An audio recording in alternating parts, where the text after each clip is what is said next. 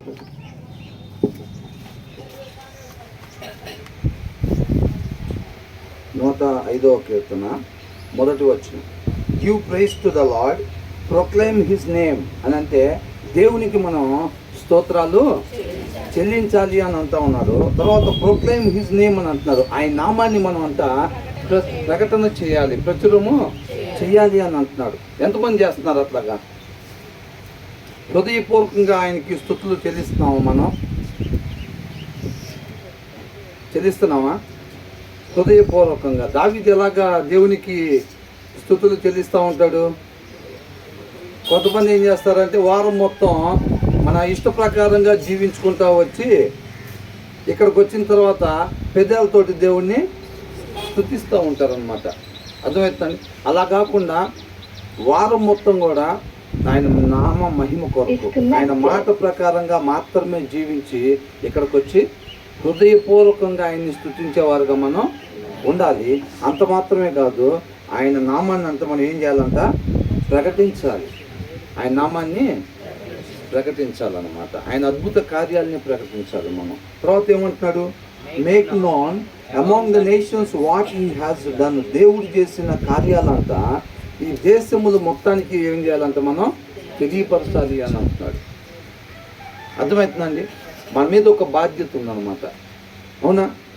మనం దేవునికి స్తుతులు చెల్లించాలి, స్తోత్రాలు మనం చెల్లించాలి, ఆయన నామాన్ని ప్రకటించాలి. ఆయన చేసిన కార్యాలు ఏవైతే ఉన్నాయో ఆ కార్యాలు ఆయన నుంచి మనం పొందుకుంటున్న మేలు ఏదైతే ఉన్నాయో వాటిని ఈ దేశాలు మొత్తం కూడా మనం ఏం చేయాలంట? ప్రకటన చేయాలి అని అంటున్నాడు. తర్వాత సింగ్ టు హిమ్ అని అంటున్నాడు. ఆయనకి ఏం చేయాలంటే మనం కీర్తన పాడాలి. ఆ కీర్తన ఎలా ఉండాలంట? స్తుతి కీర్తన మనం పాడాలి అని అంటున్నాడు. ఆయనకి స్తోత్రాలు చెల్లించాలి, ఆయనకి స్తుతి కీర్తన పాడాలి, ఆయన నామాన్ని ప్రకటన చేయాలి, ఆయన చేసిన అద్భుత కార్యాలని ఈ దేశాల మొత్తానికి మనం ఏం చేయాలంట? ప్రకటన చేయాలి, తెలియపరచాలి. మన ప్రవర్తన ద్వారా, మన చూపు ద్వారా, మన మాట ద్వారా ఆయన చేసిన కార్యాలనంతా మనం ఈ దేశానికి ప్రకటన చేయాలి అని అంటున్నాడు. అందుకని మనం అంటున్నాడు, ఈ లోకానికి మనం ఏంటంట? వెలుగై ఉన్నాము, ఈ లోకానికి మనం ఉప్పై ఉన్నాము అని అంటున్నాడు అనమాట దేవుడు. తర్వాత tell of all his wonderful acts అని అంటున్నాడు. ఆయన చేసిన అద్భుత కార్యాలు, అనేక అద్భుత కార్యాలు చేస్తారు. ఇవాళ మన ముందే మనం చూస్తున్నాం కదా. అవునా? ఇప్పుడు మనం షేర్ చేసిన బ్రదర్ టెస్ట్ మనీ కూడా మనం విన్నాం. ఇందాక బ్రదర్ చెప్పిన టెస్ట్ మనీ కూడా విన్నాం. ఆయన అద్భుత కార్యాలతో ఈ లోకం మొత్తం కూడా నిండుకొని ఉన్నదన్నమాట. అర్థమవుతుందండి? కాబట్టి ఆయన చేసే అద్భుత కార్యాలనంతా మనం ప్రతి ఒక్కరికి కూడా తెలియపరచాలి అని అంటారు. Tell of all his wonderful acts అంటే అద్భుత కార్యాలు. ఈ లోకంలో ఏ మనిషి చేయలేని కార్యాలు కేవలం దేవుడు మాత్రమే చేయగలిగిన ఆ కార్యాలనంతా మనం ఈ దేశానికి ప్రకటన చెయ్యాలి, ప్రతి ఒక్కరికి కూడా తెలియపరచాలి. Glory in his holy name. ఏం చేయాలంట? ఆయన నామాన్ని బట్టి మనం అతిశయించాలంట. దేన్ని బట్టి అతిశయించాలి? ఆయన నామాన్ని బట్టి మాత్రమే మనం అతిశయించేవారుగా ఉండాలి. అంతేకాని మనకున్న ధనాన్ని బట్టో, మనకున్న అందాన్ని బట్టో, మనకున్న ఉద్యోగాన్ని బట్టో, మనకున్న పలుకుబడిని బట్టో, పేరుని బట్టో, వాటిని బట్టి మనం ఏమాత్రం కూడా అతిశయించడానికి వీల్లేదు. నా దగ్గర ఇది ఉందిగా. చిన్నపిల్లలు ఏం చేస్తారు జనరల్గా? నా దగ్గర ఇది ఉందిగా, నీ దగ్గర లేదుగా అని అవతల వాళ్ళని ఎక్కిరిస్తూ ఉంటారు, హేళన చేస్తూ ఉంటారు. దేవుడు ఇవ్వకుండా మనకి ఏమైనా వచ్చిందా? ఆయన కృపను బట్టి మనకి ఇచ్చిన దాన్ని ఇతరులకు లేదని చెప్పి మనం వాళ్ళని అవమానించేవారుగా, అపహాస్యం చేసేవారుగా ఉండకూడదు. ఏ రోజు కూడా మనం ఏదైనా కలిగి ఉన్నాము అంటే అది కేవలం ఆయన కృపను బట్టి మనం కలిగి ఉన్నాం అంతే. అర్థమవుతుందండి? దాన్ని మనం అందరం కూడా ఎరిగి ఉండాలన్నమాట. కాబట్టి ఆయన నామాన్ని బట్టి మాత్రమే మనం అతిశయించే వారికి ఉండాలి. Let the hearts of those who seek the lord rejoice అని అంటున్నారు. అంటే ఎవరి హృదయాలైతే దేవుణ్ణి వెతుకుతాయో. అర్థమవుతుందండి? హృదయం దేవుణ్ణి వెతకటం అంటే ఏంటి? అంతే, వాక్యాన్ని ధ్యానించటం అనమాట. ఆ దప్పికున్న తత్వం. ఎవరైతే వాక్యాన్ని చదవాలి, వాక్యంతో నింపబడాలి నా హృదయం, అప్పుడే నేను వెళ్ళాల్సిన దారిలో నేను వెళ్తాను, మేలైన మార్గంలో నేను నడుచుకుంటాను, మంచి మార్గంలో నేను నడుచుకుంటాను, దేవునితో పాటు యుగ యుగాలు ఉండే దారిలో నేను నడుచుకుంటాను అని చెప్పి ఎవరైతే అనుకుంటారో దానికి ఏం కావాలంట? హృదయం బాల్యం నుంచి ఎలాంటిదంట? మోసకరమైంది. ఆ హృదయంలో నుంచి మంచి రావాలి అని అంటే ఏం చేయాలంట? ఆ హృదయంలో నుంచి మంచి రావాలి అని అంటే ఆ హృదయంలో వాక్యం ఉన్నప్పుడు మాత్రమే ఆ హృదయంలో నుంచి మంచి అనేది వచ్చింది. కాబట్టి let the hearts of those who seek the lord rejoice. వాళ్ళంట ఆనందంతో నింపబడిందంట ఆ హృదయం. అలాంటి హృదయం కలిగిన వాళ్ళు ఎవరైతే వారి యొక్క హృదయంతో ఆ యొక్క వాక్యాన్ని వెతుకుతారో, దేవుని వెతకటం అంటే ఏంటి? వాక్యమే దేవుడై ఉన్నాడు కాబట్టి ఆయన్ని ఆయనగా తెలుసుకోవటం కోసం అన్నమాట. అంతేనా? దేవుడు ఏం చెప్పాడు? మోషేతో ఏం చెప్పాడు? నన్నుగా నువ్వు తెలుసుకొని అది నీ పిల్లలకి చెప్పాలి. అంత మాత్రమే కాదు, వాళ్ళ పిల్లలకు కూడా చెప్పాలన్నమాట. అంతేనండి. కాబట్టి ఆయనగా తెలుసుకునే దానికోసం వెతుకులాడి తవ్విలాడి ఆయన్ని కనుక్కోవాలి అని అంటున్నాడు. మనం వెతకాలి దేవుణ్ణి. అర్థమవుతుందండి? అదే చెప్తున్నారు. ఎవరికి అలాంటి హృదయాలు కలిగి ఉంటారో వాళ్ళు ఆనందంతో సంతోషంతో ఉండేవారుగా ఉంటారు అని అంటున్నాడు. మరి మన హృదయాలు ఎతుకుతున్నాయా? మరి ఎలాగా? ఎవరు అలాగా సంతోషంగా ఆనందంగా ఉంటారంట? ఎవరి హృదయాలైతే దేవుణ్ణి వెతుకుతాయో అని అంటున్నాడు. ఏమంటున్నాడు? Let the hearts of those, ఎవరి హృదయాలైతే హూ సీక్ ద లార్డ్ అని అంటున్నారు. దేవుని వాక్యాన్ని ఏ హృదయం అయితే వెతుకుతా ఉండిద్దో అలాంటి హృదయం గల వాళ్ళంతా సంతోషంతో ఆనందంతో నిత్యము ఉంటారు అని అంటున్నాడు. అర్థమవుతుందండి? ఒకవేళ మన హృదయం వాక్యాన్ని వెతకపోతే, దేవుణ్ణి వెతకపోతే, అలాంటి హృదయం మనం కలిగి ఉంటే అంటే మన జీవితంలో సంతోషం ఉండిద్దా? అంటే లోక సంబంధమైన సంతోషాలు ఉండొచ్చు. అర్థమవుతుందండి? ఈ లోక సంబంధమైన సంతోషాలు అంటే మన నిత్య నాశనానికి నడిపించే సంతోషాలు ఉండొచ్చేమో కానీ, అవునా కదా? నిత్య నాశనానికి నడిపించే సంతోషాలు ఉండొచ్చేమో కానీ వాక్యం నేను హృదయం నిత్య జీవానికి నడిపించలేదు. మన హృదయంలో ఏదైతే ఉంటుందో ఆ హృదయంలో నుంచి ఏది వస్తే దాన్ని మనం అనుసరిస్తూ ఉంటాం అన్నమాట. మన శరీరం దాన్ని అనుసరిస్తూ ఉంటుంది. కాబట్టి మన హృదయంలో ఎప్పుడైతే వాక్యం లేకుండా ఉంటుందో దాంట్లో నుంచి మోసకరమైనది వచ్చింది అనమాట. ఆ మోసకరమైన దాన్ని మనం శరీరం వెంబడించింది. అప్పుడు ఎటు వెళ్ళిపోయింది? మన శరీరం నిత్య నరకాగ్నికి వెళ్ళిపోయింది. కాబట్టి మన హృదయంలో నిత్యము సమృద్ధిగా దేవుని వాక్యం ఉండేటట్టుగా చూసుకోవాలి. ఆయన కృపను బట్టి మనకి ఇచ్చిన రక్షణ. ఆ దీపం ఆరిపోకుండా నిత్యము దాంట్లో నూనె నింపబడి ఉండేటట్టుగా నిత్యము చెక్ చేసుకుంటూ ఉండాలన్నమాట. ఆ దీపం నిత్యం వెలిగే ఉండాలి అని అంటే ఏం చేయాలి?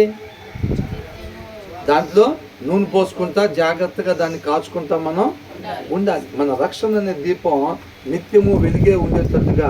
అర్థమవుతుందండి? ఆ వాక్యం అనే నూనెతో మనం ఆ హృదయాన్ని ఎప్పుడు నింపుకొని ఉంచుకోవాలన్నమాట. తర్వాత ఏమన్నాడు? Look to the lord and his strength. అంటే ఆయన వైపు మాత్రమే మనం చూసేవారుగా ఉండాలి. ఆయన్ని మాత్రమే మనం ఆశ్రయించేవారుగా ఉండాలి. ఏంటంట? Look to the lord and his strength. మనం ఎటువైపు చూడాలంట? ఆయన వైపు మాత్రమే మనం చూసేవారుగా ఉండాలన్నమాట. ఆయన్ని మాత్రమే మనం ఆశ్రయించేవారుగా ఉండాలి. ఆయన బలం వైపు, మన బలం వైపు ఏదైనా అయిద్దా? మన బలంతో, మనకున్న ధనంతో, అవునా, ఇలాంటి వాటితో మనకి ఏదైనా అయిద్దా? ఏమాత్రం కూడా మనం సాధించలేము మన బలం మీద ఆధారపడితే కనుక. సౌలు ఏమనుకున్నాడు? తనకున్న సైన్యాన్ని బట్టి, తనకున్న బలాన్ని బట్టి, తనకున్న అధికారాన్ని బట్టి ముందుకి సాగిపోయాడు. ఎటు వెళ్ళిపోయాడు?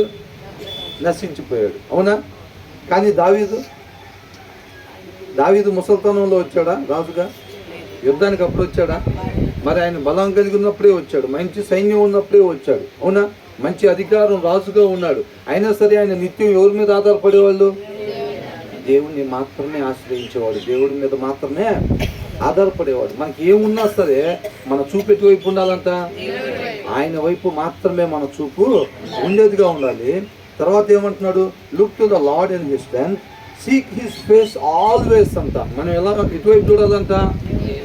ఆయన ముఖాన్ని అనంట మనం చూసేవారిగా, వెతికేవారిగా ఉండాలంట ఎప్పుడు కూడా. అర్థమవుతుందండి? ఆయన ముఖాన్ని వెతకటం అంటే ఏంటి? ఆయన చూడటం అంటే ఏంటి? చాలా మంది చెప్తూ ఉంటారు. ఏమని చెప్తూ ఉంటారు? నేను దేవుడిని చూశాను అని ఇలాగ చాలామంది చెప్తూ ఉంటారు. బైబిల్ ఏం చెప్తూ ఉంటుందంటే, నేను తండ్రిని ఇంతవరకు కూడా ఎవరు చూడలేదు, అలా ఎవరన్నా చూశాను అని చెప్తే అదేంటంట అబద్ధము అంటారు. అర్థమవుతుందండి? దేవుణ్ణి చూడటం అని అంటే మీరు ఎవరైనా చెప్తారా? దేవుణ్ణి చూడటం అంటే ఏంటో? వాక్యాన్ని అనుసరించటం. దేవుణ్ణి దేవుడిగా తెలుసుకోవటమే దేవుణ్ణి చూడటం. ఒకసారి యోబు గ్రంథం చూడండి. జాబ్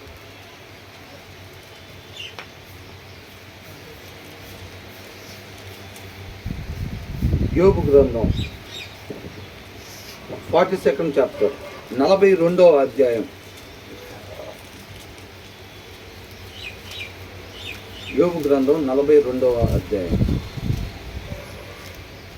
5వ వచనం, 5th verse. వినికిడి చేత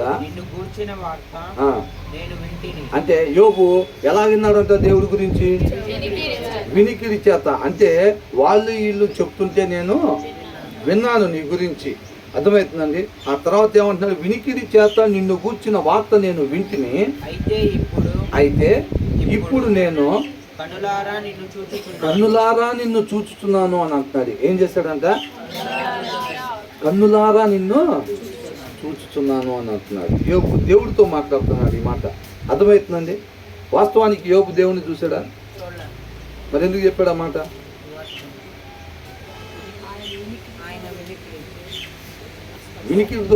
వినికిడి ద్వారా విన్నప్పుడు కన్నులారా చూశాను అంటున్నాడు. నేనేమంటున్నాడు? వినికిడి చేత నిన్ను గూర్చిన వార్త నేను వింటిని, అయితే అంటే అంతకు ముందు అంట విన్నారంట. అంతే, అయితే ఇప్పుడు కన్నులారా నిన్ను చూచుతున్నాను అని అంటున్నాడు. అంటే ఒక్కసారి 38వ వచనం,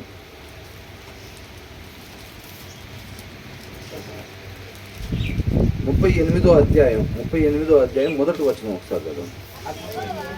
అప్పుడు యెహోవా సుడిగాలిలో నుండి ఈలాగున యోబునకు ప్రత్యుత్తరం ఇచ్చాను. అంటే వచ్చి ఎదురుగా నిలబడ్డా. ఏం చేశాడంట? మొదటి 2 అధ్యాయాల్లోనేమో యోబు గ్రంథం మొదటి 2 అధ్యాయాలు ఏం చేశాడు? దేవుడు ఇచ్చాడు, దేవుడే తీసుకున్నాడు, దేవునికే మహిమ కలుగును గాక అని అన్నాడు. ఎప్పుడైతే వాళ్ళ స్నేహితులు వచ్చారు, ఈయన పరిస్థితి చూసి, అవునా ఈయన పరిస్థితి ఎలా ఉంది?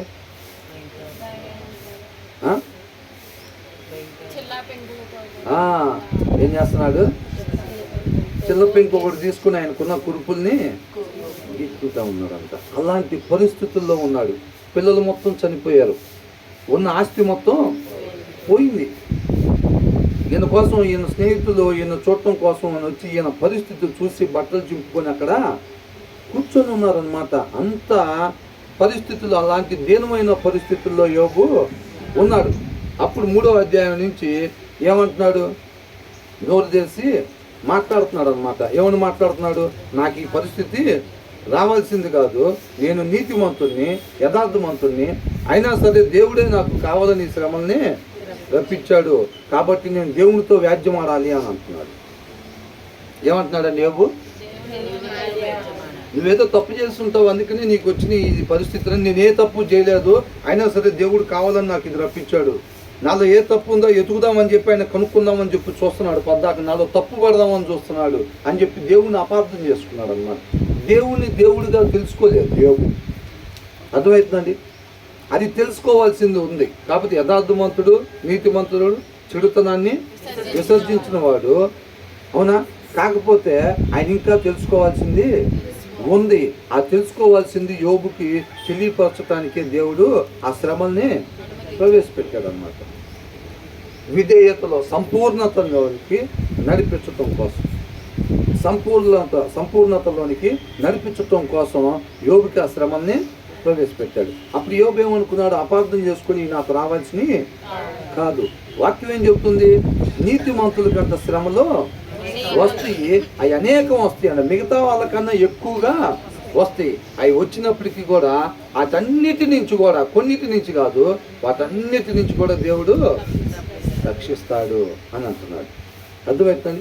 యేసుక్రీస్తు వారు కూడా శ్రమల ద్వారా విధేయతని నేర్చుకున్నాడు. కాబట్టి ఆ శ్రమలో మనకు అవసరం అయింది అన్నమాట. విధేయతని నేర్చుకొని తండ్రి చిత్తాన్ని యేసుక్రీస్తు వారు ఏ రీతిగా నెరవేర్చారో మనం కూడా, వాళ్ళందరూ కూడా ఆ దినాల్లో అరణ్యంలో ఎందుకు రాలిపోయారంట? హెబ్రీయులకు 4:11 ఏమనుంది? వాళ్ళ దినాల్లో అవిధేయత కలిగి అరణ్యంలో రాలిపోయారు, కనాన్లోకి వెళ్లకుండా. కాబట్టి మీరు అలాంటి అవిధేయతను కలిగి ఉండకుండా విధేయతను కలిగి దేవుని మాటకు లోబడి దేవుడు చెప్పిన దాని ప్రకారంగా ఆయన వాక్య ప్రకారంగా జీవించి ఈ నిత్య జీవం అనే కణాల్లోకి మీరు ప్రవేశించండి. ఆ దినంలో వాళ్ళు కణాల్లోకి ఎందుకని వెళ్ళలేకపోయారు? అవిధేయత వాళ్ళని వెళ్ళలేకపోయారు. కాబట్టి మీరు వారికిలాగా ఉండబాకండి, మీరు విధేయత చూపించండి. వారు నా మాట విన్నారు కానీ దాని ప్రకారం వాళ్ళు నడుచుకోలేదు. కాబట్టి మీరు కూడా నా వాక్యాన్ని వింటున్నారు కానీ ఆ వాక్య ప్రకారంగా మీరు కానీ జీవించకపోతే వారికిలాగే మీరు కూడా నిత్య నరకాగ్నిలోకి వెళ్ళిపోయేవారుగా ఉంటాడు అని చెప్పి ఆయన మనం ప్రేమించేవాడు కాబట్టి ముందే హెచ్చరిస్తూ ఉన్నాడు అనమాట, సరి చేసుకుంటామని చెప్పి. అర్థమవుతుందండి? యోబుకు కూడా అలాంటి శ్రమ తీసుకొచ్చినప్పుడు యోబు ఏం చేశాడు? నాకు ఈ రావాల్సింది కాదు, అయినా సరే దేవుడు అన్యాయంగా పంపించాడు కాబట్టి నేను దేవుడితో వ్యాజ్యం ఆడాలంటే వాళ్ళ స్నేహితులు ఏమంటున్నారు? కొంతమందికి ఏం చేస్తారంటే అరాకొర వాక్యం, అవునా, మొత్తం తెలుసు అనుకుంటారు. వాళ్ళ స్నేహితులు కూడా ఏమనుకుంటున్నారు? నువ్వేదో తప్పు చేస్తుంటావు అందుకనే నీకు శ్రమలు వచ్చినాయి, తప్పు చేయకుండా శ్రమలు రావని అంటున్నాడు. ఈయన కూడా అదే అనుకుంటున్నాడు, నాకు ఈ శ్రమలు రావాల్సినవి కాదు, నేను నీతిమంతున్నాను నేను అంటున్నాడు. వాళ్ళ స్నేహితులు ఏమంటున్నారు? శ్రమ వచ్చింది అని అంటే నువ్వు ఖచ్చితంగా ఏదో ఒక తప్పు చేస్తుంటావు అంతే, ఒకవేళ నీకు తెలియదేమో, మర్చిపోయావేమో, అయినా సరే క్షమాపణ వేడుకో, దేవుడు తీసేస్తాడు అంటున్నాడు. ఈయనేం చేస్తున్నాడు అంటే నేను తప్పు చేయలేదు కాబట్టి నేను ఎందుకు క్షమాపణ వేడుకోవాలని అంటున్నాడు. నేను క్షమాపణ వేడుకున్నాను అంటాడు. వీళ్ళు అంటున్నారు, బాబు నువ్వు చేయకపోతే నీ పిల్లలు చేశారేమో, ఒకవేళ నీ పిల్లలు ఏమన్నా తప్పు చేశారేమో నీకు తెలియదు కదా, కాబట్టి నువ్వు క్షమాపణ వేడుకో, దేవుడు తీసేస్తాడు కదా, నీకు కావాల్సిన శ్రమలు పోవటమే కదా అని అంటున్నాడు. శ్రమలు పోవటమే కదా, కాబట్టి నీ పిల్లలు ఒకవేళ ఏమన్నా తప్పు చేశారేమో. వాళ్ళు ఆ దినాలు ఏం చేసేవాళ్ళంట? అందరు కలిసి ఒక కుటుంబంలో ఒక ఇంట్లో గ్యాదరింగ్ అవుతూ ఉండేవాళ్ళు అంట. వాళ్ళందరూ అన్నదమ్ములు ఇప్పుడు వీళ్ళందరూ ఉంటారు కదండి, వాళ్ళంతా ఫ్యామిలీ ఫెలోషిప్ అందరూ ఒక ఇంట్లో గ్యాదరింగ్ అవుతూ ఉండేవాళ్ళు అనమాట. వాళ్ళు ఆ టైంలో కావచ్చు ఏదో ఒక తప్పు చేస్తుంటారేమో, అందుకని శ్రమలు వచ్చినాయి, నువ్వు క్షమాపణ వేడుకుంటే దేవుడు తీసేస్తాడని అంటే నేను వేడుకోను, నేను అసలు తప్పు చేయలేదు, నా పిల్లలు కూడా తప్పు చేయలేదు. వాళ్ళ పిల్లలు ఏమైనా ఒకవేళ తప్పు చేసి ఉంటారేమో అని చెప్పి వాళ్ళ కోసం బలులు అర్పిస్తూ ఉండేవాడు. అర్థమవుతుందండి? వాళ్ళ కోసం ఒకవేళ నాకు తెలియకుండా ఏమన్నా పిల్లలు తప్పు చేశారేమో అని చెప్పి ఆ తప్పులకు సంబంధించినట్టుగా పరిహారం కోసం బలుని అర్పిస్తూ ఉండేవాడు అన్నమాట. యోబు అంత కరెక్ట్గా ఉంటూ ఉండేవాడు. కాబట్టి నాకు ఈ శ్రమ రావటానికి వీల్లేదు, మీతో వ్యాజ్యం ఆడను, మీకు తెలియదు, మీరు శ్రమలు వచ్చినాయి అంటే తప్పు చేసుకుంటావు నువ్వు గ్యారెంటీ కానీ మీరు అనుకుంటున్నారు. కాబట్టి అది కాదు, నాకు ఈ శ్రమలను ప్రవేశపెట్టింది ఎవరు? దేవుడు. కాబట్టి నేను దేవునితోనే వ్యాజ్యం ఆడాలి అని చెప్పి 3వ అధ్యాయం నుంచి వాళ్ళ స్నేహితులతో వాళ్ళతో మాట్లాడుకుంటా నేను దేవుడితోనే వ్యాజ్యం ఆడాలి, నేను దేవుడితో మాట్లాడాలి, నాకు ఈ రావాల్సిన శ్రమలు కాదు, నేను నీతిమంతుడు అయినా సరే దేవుడే కావాలని నాకు ఈ ప్రవేశపెట్టాడు అని మాట్లాడుతున్నాడు. అంటే దేవుడు ఎవరికన్నా హాని చేస్తాడా? ఒకళ్ళు తప్పులు పట్టుకుందాం అని చూస్తూ ఉంటాడా? వాడు నీతిమంతుడు లాగున్నాడు, వాడు ఇలాగున్నాడు అలాగున్నాడు, వాళ్ళ ఒక్క తప్పు దొరికితే సార్ ఊరు మొత్తం చెప్పతాడు గురించి. ఆమె గురించి ఏం చేయాలంటే కొంతమంది ఏం చేస్తారు, నాటబడాల్సిన ప్రదేశంలో నాటబడి లేకపోతే ఇలాంటి ఆలోచనలే వస్తాయి. కొంతమంది చక్కగా పరిశుద్ధంగా జీవిస్తుంటే ఏం చేస్తారు తెలుసండి, వాళ్ళు మచ్చలు ఎతకాలి, ఎట్లాగైనా సరే మచ్చ పట్టుకోవాలి. మనం ఏదో ఒక రకంగా వాళ్ళ బలహీనత మనకి తెలియాలి. వాళ్ళు ఏదో బుద్ధిమంతురాలమా లేకపోతే బుద్ధిమంతుడు అనుకుని ఊరు మొత్తం అనుకుంటున్నారు అనుకుంటా. అర్థమవుతుందా? వాళ్ళ గురించి మొత్తం ఊరు మొత్తం చెప్పేసేయాలి, ఏదో ఒకటి మచ్చ పట్టుకెళ్ళి ఏదో ఒక బలహీనత వాళ్ళ దగ్గర ఉందని చెప్పి తీసుకునేది ఊరు మొత్తం చెబితే అప్పుడేమనుకుంటారు, అబ్బో ఆమెతో మన ఊర్లో మన కాలనీ ఆమె అనుకున్నాం, మంచిగా జీవించేది ఆమె కాదంగా, ఆమె పలానా పనులు చేసిద్ది అంటే ఎట్లాగా అని అంటే ఇక నెక్స్ట్ నన్నే అనుకుంటారు మంచివాళ్ళు. అర్థమవుతుందండి? కొంతమంది ఏం చేస్తారు, పరిగెత్తే పందాల్లో న్యాయంగా గెలవలేక పక్కనోడికి ఏం చేస్తారు, కాలొద్దని పెడతారు. అవునా? ఏం చేస్తారు, గెలుపు కోసం పక్కనోడికి, వీళ్ళకి ఏ తప్పు చేయకుండా మంచిగా ఉండి వాక్యాన్ని అనుసరించడం వీళ్ళకి చేత అవదు. ఎవరన్నా అలా ఉంటున్నారంటే వీళ్ళు ఏం చేస్తారు, వాళ్ళలో మచ్చలు ఎతకాలి. అవునా? ఆ పొద్దున్నే సువార్త చెప్పడానికి పోతుంటే ఆమె వేరే దానికోసం పోతుందని చెప్పి బొకారు లేపాలి. అవునా కదా? అసలు ఇది ఇలా ఉంటుందంటే అసలు కారణం అది కాదు, ఇంకోటి ఉందని చెప్పి పుకారు లేపాలి, బ్యాడ్ ప్రాపగాండా చేయాలి, బ్యాడ్ చేసేయాలి వాళ్ళని సొసైటీలో. అలాగనుకుంటూ ఉంటారనమాట. అర్థమవుతుందండి. కాబట్టి ఈయనేం చేస్తున్నాడు, యోబు దేవుణ్ణి అపార్థం చేసుకున్నాడు అనమాట. అపార్థం చేసుకుని దేవుణ్ణి దేవుడిగా తెలుసుకోకుండా అపార్థం చేసుకుని దేవుడితోనే వ్యాజ్యం ఆడాలి ఇట్లాగ అది ఇది అని అంటుంటే అప్పుడు దేవుడు వస్తాడనమాట. ఎప్పుడు 38వ అధ్యాయం మొదటిగా అప్పుడు మొదటి వచనంలో అప్పుడు యెహోవా సుడిగాలిలో నుండి ఇలాగు యోబునకు ప్రత్యుత్తరం ఇచ్చెను.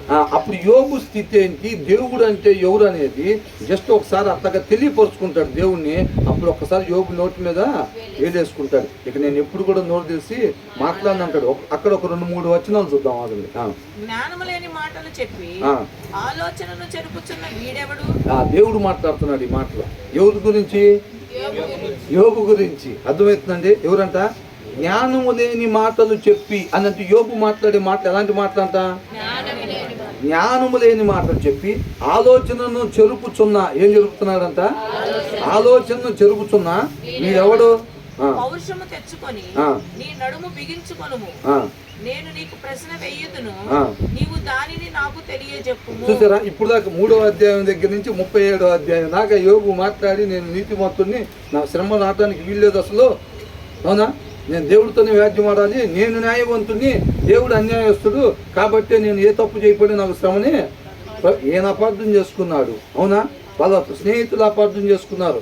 తప్పు చేసిన వాళ్ళకే శ్రమ వచ్చిద్ది అని చెప్పి వాళ్ళు అపార్థం చేసుకొని దేవుడిని దేవుడిగా తెలుసుకోకుండా, అర్థమవుతుందండి, వాళ్ళు ఏం చేస్తున్నారు, నేను దేవుడితో వ్యాజ్యం ఆడాలి, దేవుడితో తప్పు, నేను న్యాయవంతుడు అని అంటే అప్పుడు దేవుడు వచ్చి మాట్లాడుతున్నాడు. సరే ఇక నడుము బిగించుకో, ఇక రెడీయేనా, మరి నేను ప్రశ్నలు వేస్తాను, నీకు నాతో మాట్లాడాలి అంటున్నావు కదా ఇందాక నుంచి, సరే నేను వచ్చా, ఇప్పుడు రెడీ అయినా నువ్వు మాట్లాడతానికి ఇంకా అని అంటున్నాడు. అట్లా ఏమంటున్నాడు, పౌరుషం తెచ్చుకొని నడుము బిగించుకోను, నేను నీకు ప్రశ్న వేయదును, నీవు దాన్ని నాకు తెలియజెప్పుము. నేను భూమికి పునాదులు వేసినప్పుడు నువ్వెక్కడ నుండివి? చూసారా ఏమడుగుతున్నాడు,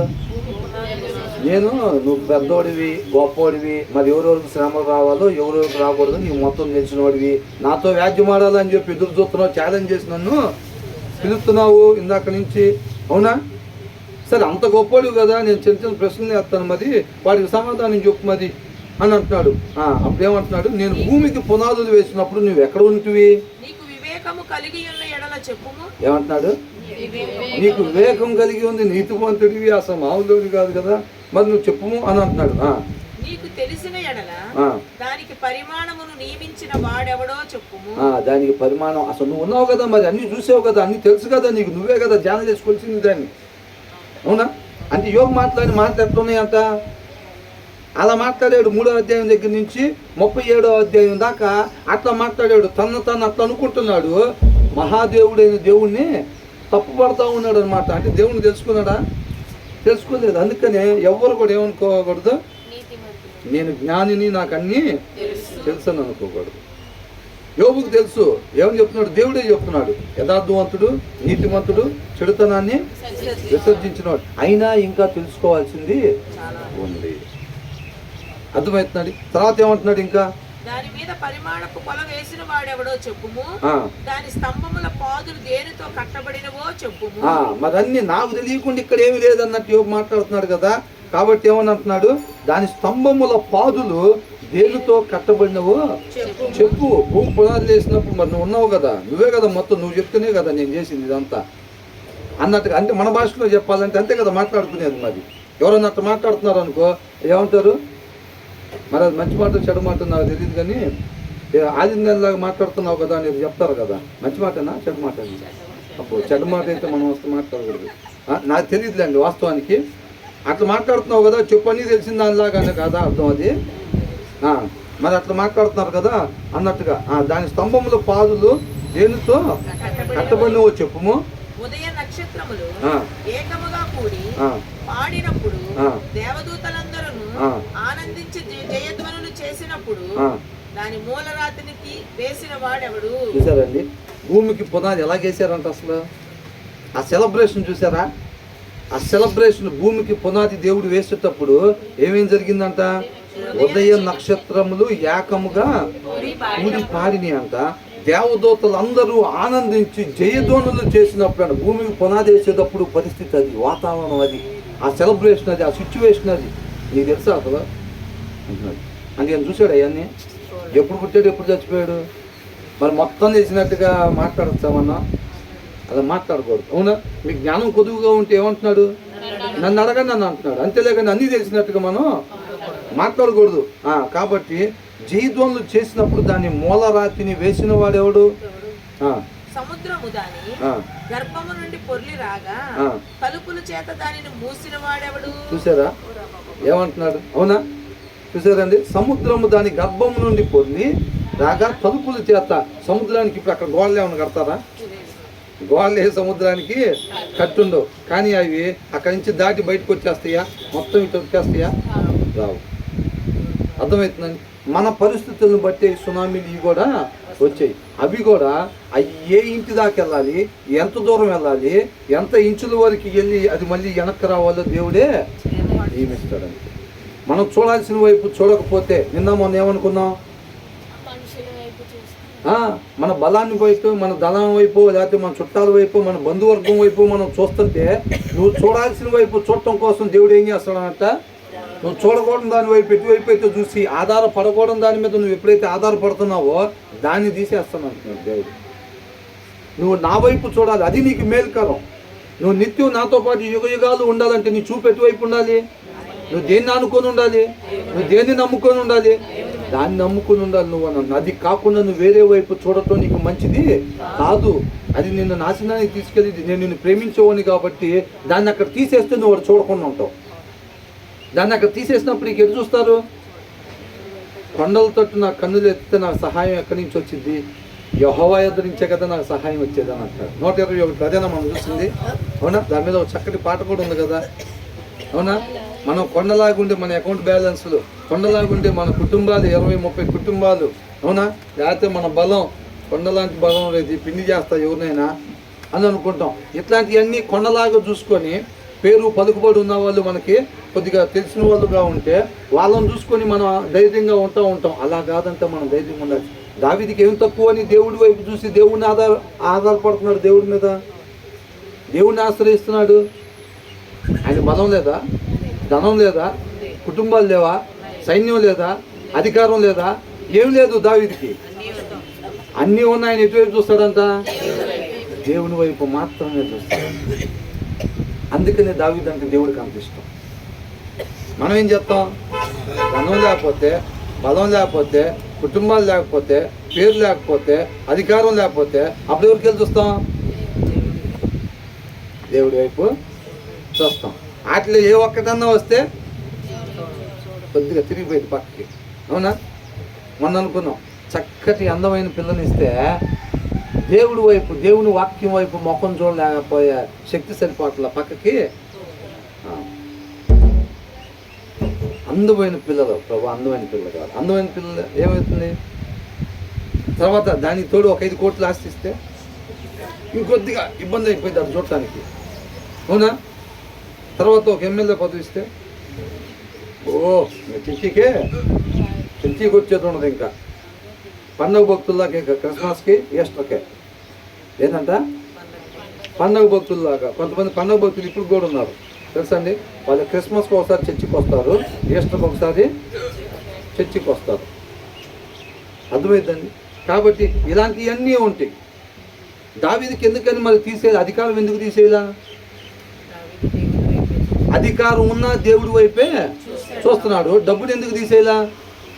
వాళ్ళ పిల్లోడు కూడా కట్టాల్సిన చర్చికి కావాల్సిన సామాగ్రి కూడా మొత్తం దావీదే సమకూర్చి పెట్టాడు. అవునా? అంత ఆస్తి ఉంది, మరి ఆస్తి ఎందుకు తీసేయాలా దావీదు దగ్గర? ఆస్తి ఉన్నా సరే దేవుని వైపే ఆయన చూస్తూ ఉంటాడు. ఆరోగ్యం ఎందుకు తీసేయాలా దావీదుకి? ఆరోగ్యం ఉన్నా సరే ఆయన ఎటువైపు చూస్తాడు? దేవుని వైపే చూస్తూ ఉంటాడు. సైన్య బలకం ఉన్నా సరే, ఆయన ఏది ఉన్నా సరే ఆయనలోనే ఆనందం. అందుకని ఏమంటాడు? నీలోనే ఆనందం అంటాడు. అవునా? అవునా? ఆయనకి వేరే దగ్గర ఎక్కడా లేదండి ఆనందం. దాన్ని రుచి చూస్తే ఆనందం వేరే దగ్గర ఎక్కడ దొరకదు. అందుకనే దానికోసం ఆస్తులు వదిలిపెట్టుకుంటారు, ఆరోగ్యాలు వదిలిపెట్టుకుంటారు. అర్థమవుతుందండి. చాలా మంది డబ్బులు అవతలలో అవసరతలో ఉన్నారంటే ఇలా కష్టార్జితం తీసి దానం చేస్తూ ఉంటారు, ఆస్తులు వదిలేసుకుంటారు. దాంట్లో ఉన్న ఆనందం, ఆ రుచి తెలిస్తే మాత్రం ఆరోగ్యం, మనకు నిద్ర లేకపోయినా సరే వేరే వాళ్ళకి బాగలేదంటూ వాళ్ళు తీసుకుని వెళ్ళి హాస్పిటల్లో జాయిన్ చేసి అక్కడ చూపించి వాళ్ళని అవి ఇవి వీళ్ళకి ఆరోగ్యం పాడవుతా ఉండిద్దా లేదా? ఆరోగ్యం పాడైనా సరే ఆ రుచి తెలిసింది అని అంటే మన ఆరోగ్యం వదిలిపెట్టుకోవడానికి ఇష్టపడతాం, ఆస్తులు వదిలిపెట్టుకోవడానికి ఇష్టపడతాం. కొంతమంది కుటుంబ సభ్యులు అర్థం చెప్తున్నప్పుడు కుటుంబాలని వదిలిపెట్టుకుని వచ్చి దేవుడు పరిచర్యకి ఎక్కడికో పిలుచుకున్నాడు అనుకోండి. అబ్రహాం ఎక్కడి నుంచి వచ్చాడు? తన కుటుంబాన్ని వదిలిపెట్టి దేవుడు పిలిచిన దగ్గరికి వచ్చాడు. అవునా? ఎలీషా ఎలాగొచ్చాడు? ఉన్న పలంగా ఎక్కడ వదిలేసి. పేతురు ఎలాగొచ్చాడు? ఆ శిష్యులు మొత్తం ఎట్లా వచ్చారు? అన్నీ వదిలిపెట్టుకొని, కుటుంబాలను వదిలిపెట్టుకొని వస్తారు. అది దేవుడిగా తెలుసుకుంటే, దేవుడు ఏంటి అనేది తెలిస్తే, ఆయన మనల్ని ఎంత ప్రేమిస్తున్నాడు అన్న విషయం మనకు తెలిస్తే అర్థమవుతుందండి. అంటే నేను చెప్పేది, దేవుడి కన్నా ఎక్కువగా కుటుంబాన్ని ప్రేమించే వాళ్ళు ఉంటారు, పిల్లల్ని ప్రేమించే వాళ్ళు ఉంటారు, డబ్బుని ప్రేమించే వాళ్ళు ఉంటారు. ఇలాంటి వాళ్ళందరి గురించి నేను చెప్తున్నానండి. అర్థమవుతుందండి. ఆయన కొంతమందికి సమృద్ధి, ఆయన కృపను బట్టి సమృద్ధి ఇస్తే, ఆ మిగతా ఎవరైతే అవసరతల్లో ఉన్నారో వాళ్ళకి ఇచ్చే దానికోసం దేవుడు ఇస్తాడు. దావీదుకి ఆస్తి ఇస్తే ఏం చేశాడు? ఎవరైతే దానికి అర్హులు ఉన్నారో, పేదవాళ్ళు ఎవరైతే ఉన్నారో, వృద్ధులు ఎవరైతే ఉన్నారో వాళ్ళని వెతికి మరీ కనుక్కొని వెళ్ళి ఇచ్చాడు. అబ్రహాంకి ఆస్తి ఇస్తే ఏం చేశాడు? గుమ్మాల్లో కూర్చొని ఎవరికైతే అవసరం ఉందో, రోడ్డు మీద ఆ ట్రావెలింగ్లో వెళ్ళే వాళ్ళు ఎవరైతే బాటసార్లు, ఇప్పుడు దాకా కార్లు, విమానాలు, రైళ్ళు లేవు కదా, అప్పుడు వాళ్ళు బాటసార్లు వెళ్ళి అప్పుడు చీకటి పడితే ఆ టైంలో ఎక్కడో దగ్గర అలసిపోయినప్పుడు ఏ ఊర్లో ఉంటే ఆ ఊర్లో స్టే చేసుకుని ఎవరో ఒకళ్ళ ఇంట్లో అక్కడి నుంచి బయలుదేరి మళ్ళీ ప్రయాణాన్ని కొనసాగించేవాళ్ళు. అట్లాంటి వాళ్ళు ఎవరైనా ఉన్నారా అని చెప్పి అక్కడ గుమ్మాల దగ్గర కూర్చొని వాళ్ళకి ఆతిథ్యాన్ని ఇచ్చి చక్కగా తన చేతుల కష్టార్జితాన్ని వాళ్ళకి ఆతిథ్యం కింద ఇచ్చేవాళ్ళు. అర్థమవుతుందండి. అలాగనమాట దేవుడిగా తెలుసుకుంటే వీటన్నిటిని మనం వాటిని లెక్క చేయం. అందుకనే పౌలు గారు ఏమంటారు? ఈ లోకంలో ఉన్న సమస్తాన్ని నేను ఎలా ఎంచుకుంటున్నాడంట? పెంట వల్లే ఎంచుకుంటున్నాడంట. ఆయనగా తెలుసుకుంటే, సత్యవాక్యం ఎప్పుడైతే ఒకరి దగ్గరకు వచ్చిందో, ఆ రోజు పేతురు వాక్యం చెప్పినప్పుడు వాళ్ళందరికీ ఏం చేశాడంట? 3,000 మంది బాప్తీసం తీసుకున్నారంట. ఆ తీసుకున్న తర్వాత ఎప్పుడైతే సత్యవాక్యం వాళ్ళ దగ్గరికి వచ్చిందో, వాళ్ళ ఆస్తులు అమ్మి తీసుకొచ్చి అపోస్తుల పాదాల దగ్గర ఏముందిరా ఇది అసలు? మట్టే కదరా మనం రాసుకుంది ఇప్పుడు దాకా. సత్యవాక్యం దగ్గరికి రానప్పుడు వాళ్ళు అదే విలువైంది అని చెప్పి వాటిని జాగ్రత్తగా లాకర్లో పెట్టి దాచుకున్నారు. ఎప్పుడైతే సత్యవాక్యం వాళ్ళ దగ్గరికి వచ్చిందో, అసలు దాంతో పోలిస్తే ఇది మొత్తం ఏంటంట? మట్టి. దాన్ని తీసుకుని వచ్చి ఎవరైతే అవసరతల్లో ఉందో, ఈ అపోస్తులకు తెలుసు కాబట్టి, అక్కర్లో ఉన్న వాళ్ళకి ఎవరెవరు ఉన్నారో వీళ్ళకి తెలుసు కాబట్టి తీసుకుని వచ్చి వాళ్ళ పాదాల చెంత పెట్టారు. అనుదినము రొట్టె విరుస్తా ప్రతిసారి కూడా సమాజంగా కూడుకోవటం మొదలు పెట్టారన్నమాట. అర్థమవుతుందండి. అలాగున్న దేవుడిగా తెలుసుకోవటం అంటే ఏదో నామకార్థంగా మేము క్రైస్తవులుగా పుట్టాం కాబట్టి ఏదో చర్చిలకు పోవాలి అలాగా కాకుండా, తర్వాత ఏమంటున్నాడు ఇక్కడ ఎందో వచ్చిన తర్వాత? నేను మేఘమును దానికి వస్త్రముగాను, గాఢాంధకారమును దానికి పొత్తిగుట్టగాను వేసినప్పుడు నువ్వు వింటివా అని అంటున్నాడు. ఏమన్నాడు? నువ్వు ఉన్నావా, నీకు మొత్తం తెలుసు అని చెప్తున్నావు కదా, నాతో వ్యాజ్యం ఆడాలని చెప్తున్నావు కదా, ఆ టైంలో నువ్వు ఉన్నావా అని అంటున్నాడు. మేము షర్ట్ వేసుకొచ్చుకున్నట్టుగా, మీరు శారీ కట్టుకొచ్చుకున్నట్టుగా ఏం చేశాడంట? నేను మేఘమును దానికి వస్త్రముగాను, గాఢాంధకారమును దానికి పొత్తిగుడ్డగాను వేసినప్పుడు నీ ఉంటివా? దానికి సరిహద్దు నియమించి దానికి అడ్డగడియలను తలుపులను పెట్టించినప్పుడు నీవు ఇంతవరకే గాని మరి దగ్గరకు రాకూడదనియు, ఇక్కడనే నీ తరంగముల పొంగు అణచబడుననియు నేను చెప్పినప్పుడు నువ్వు ఉంటివా? సముద్రానికి నువ్వు ఇంతవరకే రావాలి, ఎగసెగసి పడుకుంటూ వచ్చినా నువ్వు ఇంతవరకే రావాలి, ఇంతటితో నీ అలలో అణిగిపోవాలి, మళ్ళీ నువ్వు వెనక్కి వెళ్ళిపోవాలి అని చెప్పినప్పుడు నువ్వు ఉన్నావా అని అంటున్నాడు. అర్థమైందండి.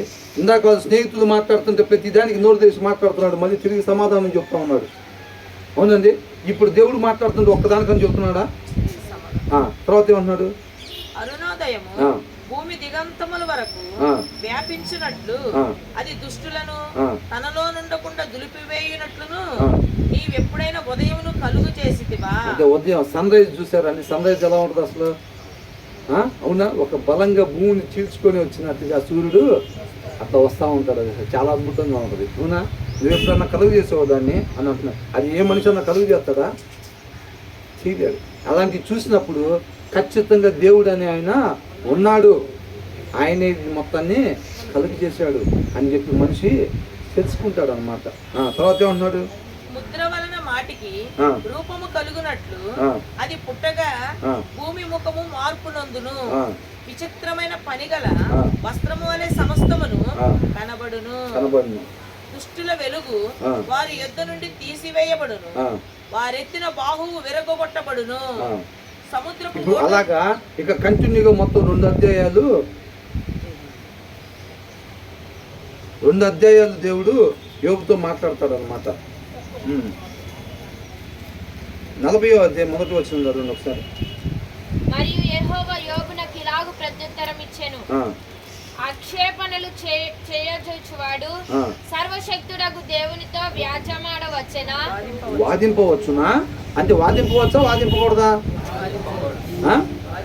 ఎవరితో వాదింపకూడదంట? దేవునితో వాదింపకూడదు ఎప్పుడు కూడా. కాబట్టి ఇతన్నాడు, ఆక్షేపణలు చేయి చూచువాడు సర్వశక్తుడకు దేవునితో వాదింపవచ్చునా? దేవునితో వాదించువాడు ఇప్పుడు ప్రత్యుత్తరం ఇవ్వలేను. ఏందంట? లేదు, నేను దేవుడితోనే మాట్లాడేది, మీరెవరు నాకు సరిపోరు అసలు. అవునా? నేను నీతివంతుని, యథార్థవంతుని, నేను తప్పే చేయలేదు, అయినా నాకు ఆయనే కావాలని శ్రమలు తీసుకొచ్చాడు, నేను ఆయనతోనే మాట్లాడాలి, నేను ఎవరితో ఇక మాట్లాడను, ఇంకా నాతో ఎవరు మాట్లాడటానికి సరిపోరు, ఇక ఆయన రావాల్సిందే, ఆయన రావాల్సిందే అని చెప్పి చెప్తే 37 వచనం దాకా తర్వాత పైన వచ్చాడు. ఏమంటున్నాడు? అప్పుడు యేబు, ఆ దేవునితో వాదించువాడు ఇప్పుడు ప్రత్యుత్తరం, మేము దేవుడితో వాదించాలంటున్నావు కదా, మరి ఇప్పుడు సమాధానం చెప్పాలి నువ్వు మరి అని అంటున్నాడు. అప్పుడు యేబు ఇలాగు ప్రత్యుత్తరం ఇచ్చెను, యెహోవాకి ఇలాగు ప్రత్యుత్తరం ఇచ్చెను, చిత్తగించుము, నేను నీచుడను. ఏందంట? యోబు ఎవరంట? నీచుడను. నేను నీచుడను, నేను నీకు ఏమని ప్రత్యుత్తరం ఇచ్చేదను? ఏందంట? వ్యాజ్యమాడాలి, రండి రండి రండి అని పిలిచి దేవుడితో మాట్లాడాలి, దేవుడితోనే మాట్లాడాలి. ఆయనే తప్పు చేశాడు, అందుకే దాక్కుంటున్నాడు, నేను నీతిమంతుడిని, అందుకే సవాల్ చేసి పిలుస్తున్నాను నేను వచ్చి అని చెప్పి మాట్లాడు. దాని సారాంశంలో మీకు అర్థం అవటం కోసం చెప్తున్నానండి, మొత్తం అదంతే ఉండిద్ది. అట్లా అన్నప్పుడు ఏమంటున్నాడు? చిత్తగించుమో, నేను నీచుడను, నేను నీకు ఏమని ప్రత్యుత్తరం ఇచ్చేదను? నా నోటి మీద నా చేతిని ఉంచుకొందును. అంటే ఏంటంట? ఇదిగో ఇలా, నా నోటి మీద నా చేతిని ఉంచుకొందును. ఒక మారు మాటలాడి తిని నేను మరలా నోరెత్తను. ఏంటంట? ఒకసారి నేను మాట్లాడాను, ఇంకోసారి నేను ఎప్పుడు నోరెత్తను ఇంకా అని అంటున్నాడు. 2 సార్లు మాటలాడి తిని ఇకను పలుకను. అప్పుడు యెహోవా సుడిగాలిలో నుండి ఇలాగు యోబుతో ప్రత్యుత్తరం ఇచ్చెను. చూసారండి, మళ్ళీ ఇంకా మాట్లాడుతున్నాడు అనమాట. ఆ తర్వాత ఏమంటున్నాడు? పౌరుషము తెచ్చుకొని నీ నడుము కట్టుకొనుము, నేను నీకు ప్రశ్న వేసేదను, నీవు ప్రత్యుత్తరం ఇమ్ము. అసలు ఇప్పుడు దాకా మాట్లాడి ఈ 2 అధ్యాయాల్లో నుంచి మాట్లాడితేనే, సుడిగాల్లో నుంచి మాట్లాడితేనే యోబు ఏమంటున్నాడు? తెలిసిపోయింది ఆయనకి, ఈయన స్థితి ఏంటి, ఈయన జ్ఞానం ఏంటి, దేవుడు అంటే ఎవరు, ఆయన శక్తి సామర్థ్యాలు ఏంటి, ఆయన మహోన్నతుడైన దేవుడు తెలిసిపోయింది. ఆయనగా తెలుసుకుంటున్నాడు అనమాట. అర్థమవుతుందండి? అప్పుడు దాకా దేవుడి గురించి ఎట్లా విన్నాడంట? ఆలీలు చెబుతుంటే వినికిడి ద్వారా విన్నాడంట. వినికిడి ద్వారా విని అట్లా కనుక్కుంటున్నాడు, అపార్థం చేసుకుని అప్పటికి ఇంకా దేవుడుగా తెలుసుకోలేదు. తెలుసుకోకుండా నోరు తెలిసి మాట్లాడుతూ దేవుడితోనే వ్యాజ్యమాడాలని పిలవటం ఇవన్నీ చేశాడు. 2 అధ్యాయాల ద్వారా మాట్లాడితే నేను ఒకసారి నోరు తెలిసాడు, 2 సార్లు మాట్లాడి నేను మాట్లాడినాను అంటున్నాడు. అయినా ఇంకా అయిపోలేదు అని చెప్పి దేవుడు మాట్లాడుతున్నాడు. 7వ వచనం ఏమంటున్నాడు? పౌరుషము తెచ్చుకొని నీ నడుము కట్టుకొనుము, నేను నీకు ప్రశ్న వేసేదను, నీవు ప్రత్యుత్తరం ఇమ్ము, నీవు నా న్యాయమును బొత్తిగా కొట్టివేసేదవా? అంతేమంటున్నాడు? ఆయనదే అన్యాయం, నాకు కావాలని శ్రమను ప్రవేశపెట్టాడు, నాకు రావాల్సింది కాదా అసలు అని అన్నాడు. అన్నారా లేదా? మరి అట్లా అన్నప్పుడు దేవుడు ఏమంటున్నాడు? నీవు నా న్యాయమును బొత్తిగా కొట్టివేసేదవా అంటే, నేను న్యాయం చేయలేదని, నేను చేసింది కరెక్ట్ కాదు అని చెప్తున్నాడు. అంటే నాకు ఈ రావాల్సినవి కాదు అని ఏంటి అర్థం? నాకు ఈ శ్రమలు దేవుడే ప్రవేశపెట్టాడు, కానీ నాకు ఈ రావాల్సినవి కాదు, కాబట్టి నేను దేవుడిని అడుగుతా దీని గురించి అని అంటున్నాడు. అంటే ఏంది? నువ్వు న్యాయం చేయలేదు, నువ్వు అన్యాయంగా నాకు ప్రవేశపెట్టావు అని దేవుడు న్యాయాన్ని ఏం చేస్తున్నాడు అంట? కొట్టివేస్తున్నాడు అనమాట. తర్వాత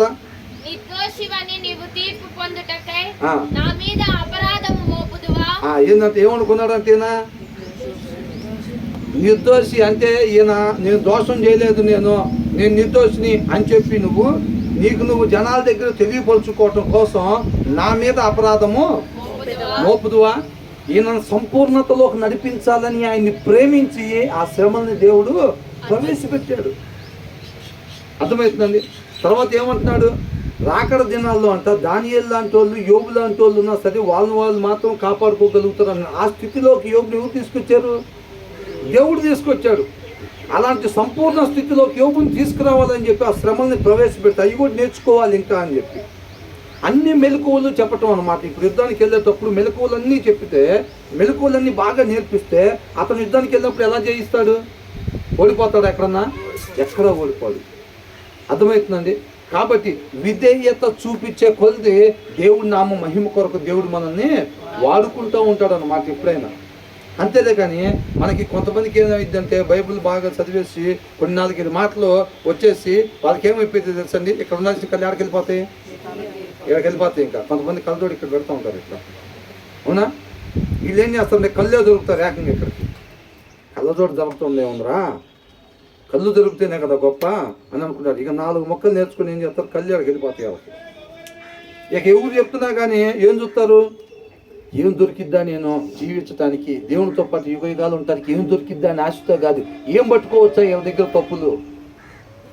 అర్థమవుతుందండి? ఏంటంట ఇంకెక్కుతున్నాడు స్టేజీ, మనం ఎట్లాగైనా సరే 4 తప్పులను పట్టాలని అని ఇంత ఉంటారు. చాలామంది బైబిల్లో తప్పులు పడదామని చేసి బైబిల్ని చదివి రక్షణ పొందుకున్నారు, ఆయన కృపను పొందుకొని. అర్థమవుతుందండి? వాళ్ళు బైబిల్ దేనికోసం తీశారంట? ఇది తప్పుడు పుస్తకం ఇదని చెప్పి తెలియపరచాలని చెప్పి వీళ్ళు తప్పులు పట్టుకోవాలని చేసి చదవటం మొదలు పెట్టారంట. ఆయన ప్రేమ చేత పట్టబడ్డారు. అర్థమవుతుందండి? పట్టబడ్డారు. ఆయన గొప్ప రక్షణ వాళ్ళు పొందుకున్నారనమాట. ఆ రక్షణ ఆయన కృప వల్లనే వచ్చింది. కాబట్టి ఇక్కడ ఏమంటున్నాడు? నువ్వు నా న్యాయమును బొత్తిగా కొట్టివేసేదివా, నిర్దోషుని నీవు తీర్పు పొందుటకై నా మీద అపరాధము మోపుదువా? దేవునికి కలిగి ఉన్న బహుబలము నీకు కలదా? ఆయన ఉరుము ధ్వని వంటి స్వరముతో నీవు గర్జింపగలవా? ఉరుము వచ్చినప్పుడు ఎలా ఉంటుందండి? ఉరుము వచ్చినప్పుడు ఎట్లా ఉంటుంది? కొంతమంది పెద్దోళ్ళు కూడా భయపడిపోతారు. ఎలక్ట్రానిక్ వస్తువులుగా పటాపటా పేలిపోతాయి ఒక్కోసారి. అవునా కదా? ఉరుములు మెరుపులు వచ్చినప్పుడు మనం ఆలోచించాము ఎప్పుడైనా? అందుకే కొంతమంది భయంకరంగా ఉరుములు వస్తాము, దేవుడు కోపం వచ్చిందేమో. ఏంటంట? దేవుడు కోపం వచ్చిందేమో. ఒకసారి మేము ఒక ఫెలోషిప్లో అంతకుముందు ఉండి అక్కడ ఆ పాస్టర్ గారితో మేము కొంత సమయం గడిపేటప్పుడు పెద్ద తుఫాన్లోకి వచ్చింది. పెద్ద తుఫాన్లోకి వచ్చి చెట్లు ఇరిగిపోతున్నాయి. చెట్లు ఇరిగిపోయి పెద్ద పెద్ద గాలులు, పెద్ద పెద్ద సౌండ్లు అవుతున్నాయి. అమ్మో రాకడ వచ్చేసిందేమో అని అనుకున్నాం. వచ్చేసిందేమో అనుకొని అందరం కలిసి మోకాలు చేసి ప్రాంతం అంత భయంకరంగా వస్తుంది ఆ ఏరియాలో. ఇక్కడ మంగళగిరి ప్రాంతం దగ్గర అసలు ఇంత భయంకరంగా వస్తుంది, మొత్తం ఒకవేళ నాశనం అయిపోద్దామని నాతోటి ఉన్న పాస్టర్ గారు చెప్పారు. అసలు ఇది మామూలుది కాదండి, ఇదేదో విపత్తు అయి ఉంటుంది, మనం ప్రార్థన చేద్దాం రండి అని అన్నారు.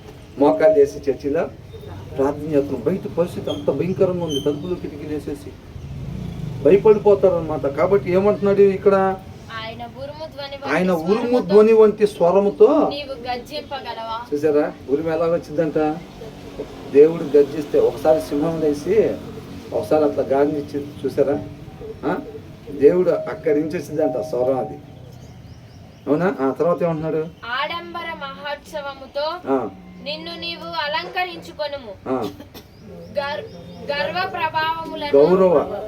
ప్రభావములను ధరించుకొనుము, నీ ఆగ్రహము ప్రవాహములుగా కుమ్మరించుము, గర్విష్ఠులైన వారిని అందరిని చూచి వారిని కృంగజేయము, గర్విష్ఠులైన వారిని చూచి వారిని అనగగొట్టుము, దుష్టుడు ఎక్కడ ఉన్నను వారిని అక్కడనే అనగదొక్కుము, కనబడకుండా వారిని అందరినీ బూడిదలో పాతిపెట్టుము, సమాధిలో వారిని బంధింపుము. అప్పుడు నీ దక్షిణ హస్తమే నిన్ను రక్షింపగలదని నేను నిన్ను గూర్చి ఒప్పుకొందునెను. నేను చేసిన నీటి గుర్రమును నీవు చూచి ఉన్నావు కదా, ఎడ్లు వలె అది గడ్డి మేయును. ఇంగ్లీష్ లో ఏమనుందో అది? Look at Behemoth, which I made along with you, and which feeds on grass like an ox. వింతగల జంతువులు అన్నమాట. అర్థమవుతుందండి. ఇప్పుడు లీవియాతాన్ అని చెప్పి టీవీలో చూపిస్తున్నారు కదా, దాని గురించి చెప్పబడింది కూడా యోబు గ్రంథంలోనే, దీంట్లోనే చెప్పబడింది. తర్వాత ఏమంటున్నారు, దాని శక్తి దాని నడుములో ఉన్నది, దాని బలము దాని కడుపు నడుములో ఉన్నది. దేవదారు చెట్టు క్రమ వంగునట్లు అది తన తోకను వంచును. దాని తొడల నరములు దిట్టముగా సంభవింపబడి ఉన్నవి. దాని ఎముకలు ఇత్తడి గొట్టము వలె ఉన్నవి. దాని ప్రక్క టెముకలు ఇనుప కమ్ముల వలె ఉన్నవి. అది దేవుని సృష్టించిన 41వ అధ్యాయం మొదటి వచనం చదవండి ఒకసారి, ఇంగ్లీష్ లో చదవండి.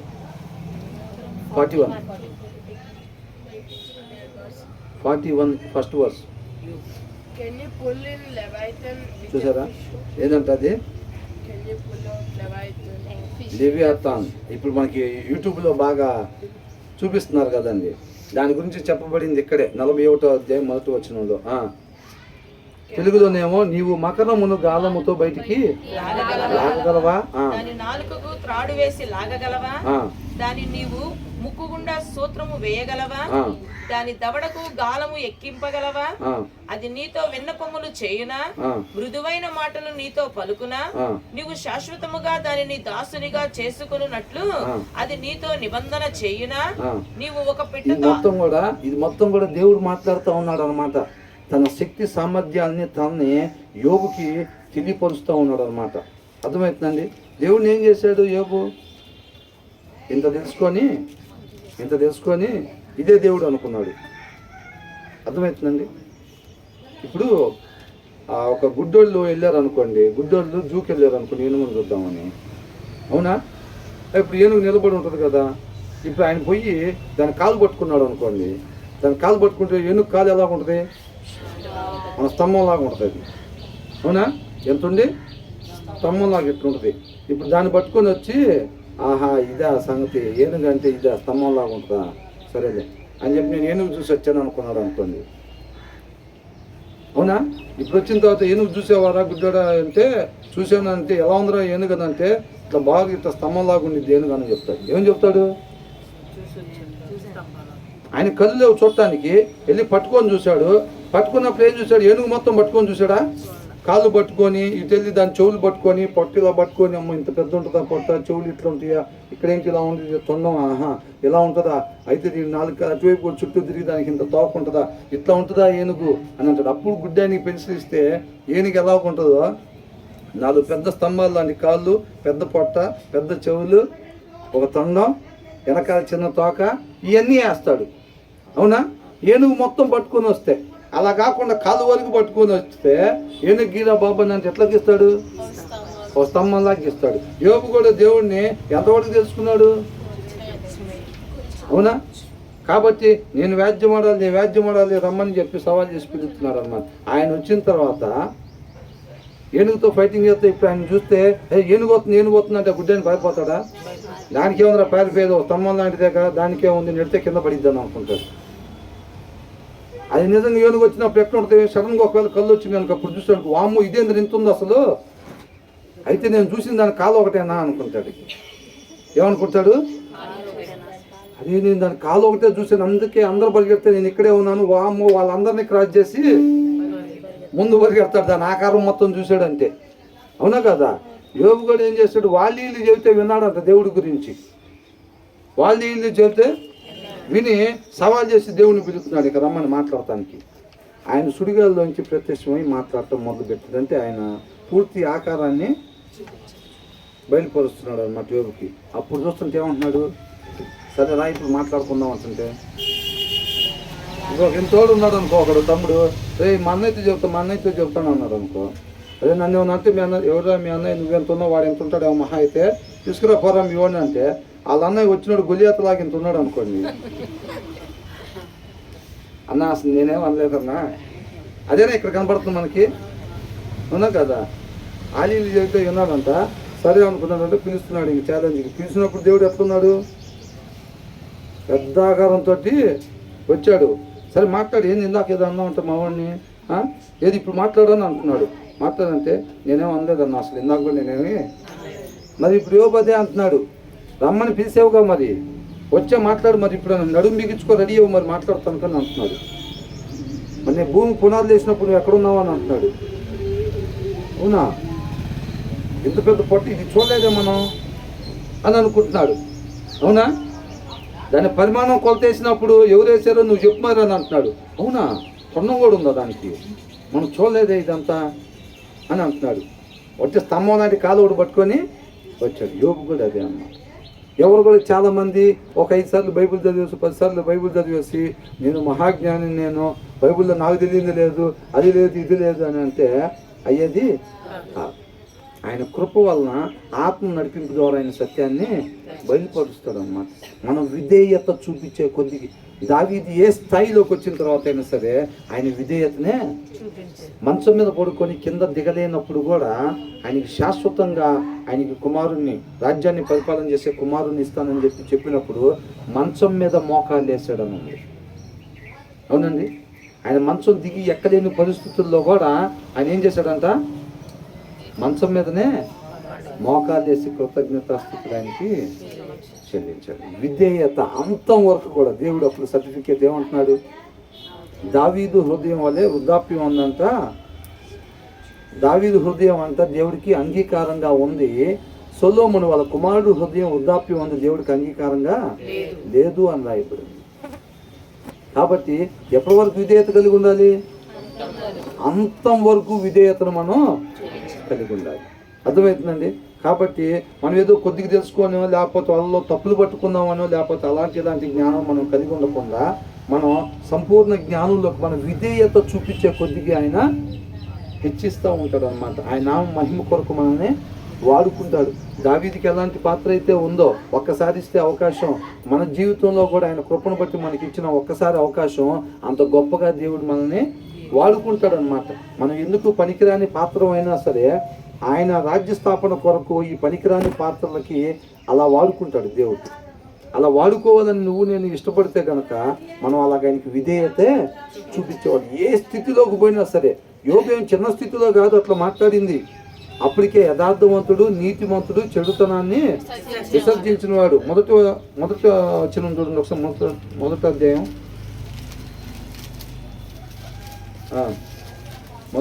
మొదటి వచనం. ఊజు దేశమందు యోబు అను ఒక మనుషుడుండెను.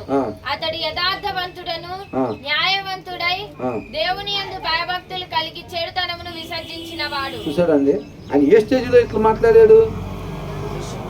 యోబు గ్రంథం ఇప్పుడు మనం ధ్యానించుకున్న దాన్ని బట్టి నాకు అనిపిస్తూ ఉంది, చక్కగా మీరు దీన్ని చదవాలని ఒక ఆసక్తి కలుగుతూ ఉన్నట్టు కనిపిస్తూ ఉంది. మీరు ఒక్కసారిగా దీని సమయాన్ని కుదుర్చుకొని మొదటి అధ్యాయం దగ్గర నుంచి 42వ అధ్యాయం దాకా, చివరి అధ్యాయం దాకా ఒక్కసారిగా మీరు ఒక గ్లాసు జ్యూస్ తాగినట్టుగా కానీ సమయాన్ని తీసుకొని మీరు దీన్ని కానీ చదవగలిగితే చాలా అద్భుతంగా ఉంటుంది.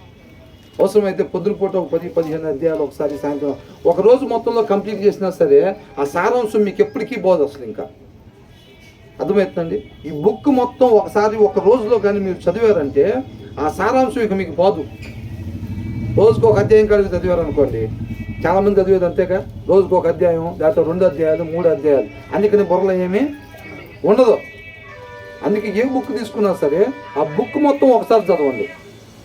ఇప్పుడు ఎస్తేర్ తీసుకుంటే ఎస్తేర్ మొత్తం ఒకసారి చదవండి, యోబు మొత్తం ఒకసారి చదవండి.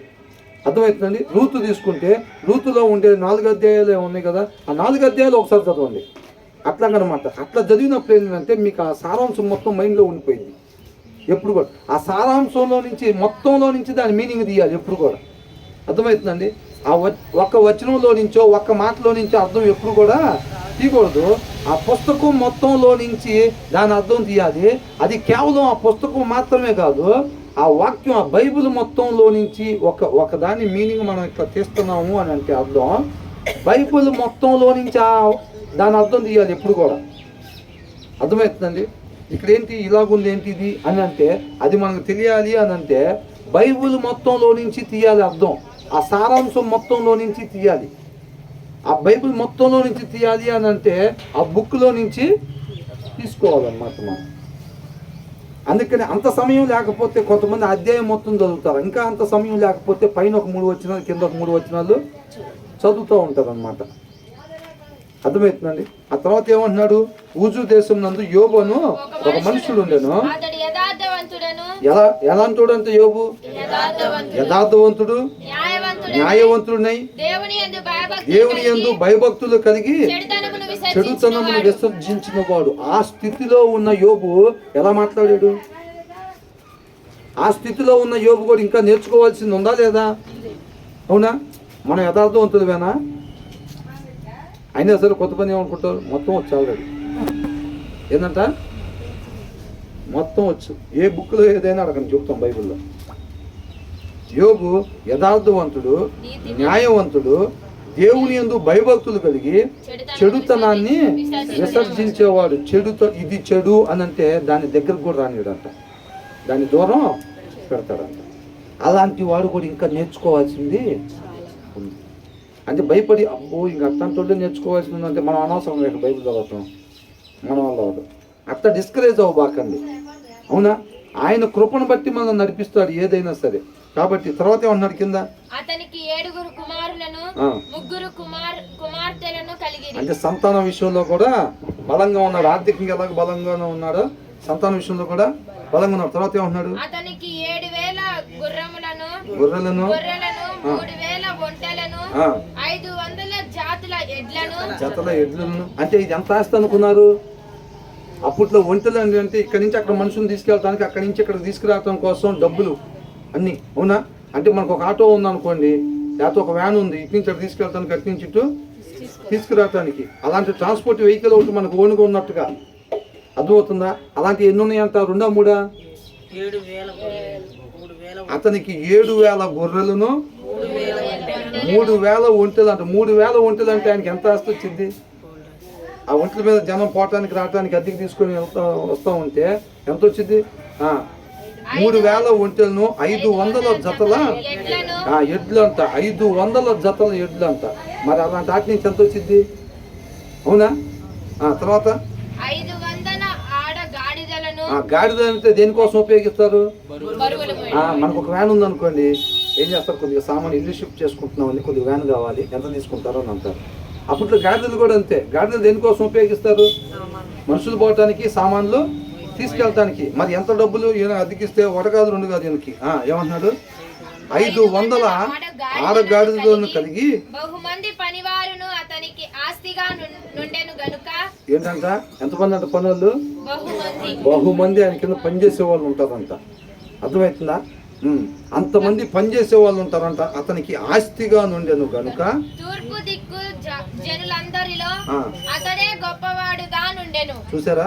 తూర్పు దిక్కు మొత్తంలో కలగా అంట అతనే గొప్పవాడిగా ఉన్నాడు.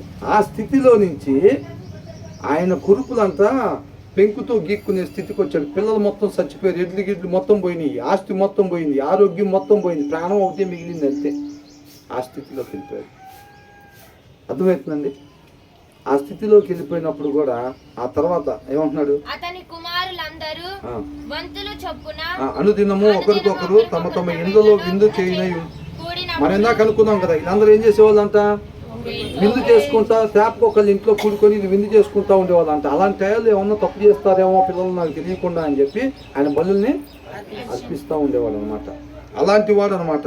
కాబట్టి తమ 3 అక్క చెండెండ్లు తమతో కలిసి అన్నపానములు పుచ్చుకొనవలెనని వారిని పిలిపించి 6వ వచనం దగ్గర నుంచి ఒకసారి చదవండి. ఆ 3వ వచనం దేవదూతలు యెహోవా సన్నిధిని నిలుచుటకై వచ్చిన దినము ఒకటి తటస్థించెను. ఆ దినమున అపవాది యగువాడు వారితో కలిసి వచ్చెను.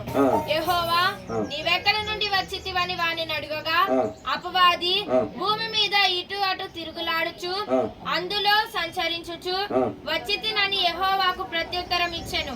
అందుకు యెహోవా నీవు నా సేవకుడు అయిన యోబు సంగతి ఆలోచించితివా? అపవాది గదిలిచ్చాడా? దేవుడే అంటున్నాడు. యోబుకి ఇంకా నేర్పాలి, నేను యోబుకి నేర్పించాలి. ఆయన ప్రేమించాడు కాబట్టి ఆయన సంపూర్ణతలోకి నడిపించాలని చెప్పి అడుగుతున్నాడు అనమాట. అందుకు యెహోవా నీవు నా సేవకుడు అయిన యోబు సంగతి ఆలోచించితివా? అతడు యథార్థవంతుడను న్యాయవంతుడనై దేవుని యందు భయభక్తులు కలిగి చెడుతనమును విసర్జించిన వాడు. భూమి మీద అతని వంటి వాడు ఎవడునూ లేడు. ఎవరు చెప్తున్నారు ఈ మాట? దేవుడు చెప్తున్నారు. అర్థమవుతుందండి.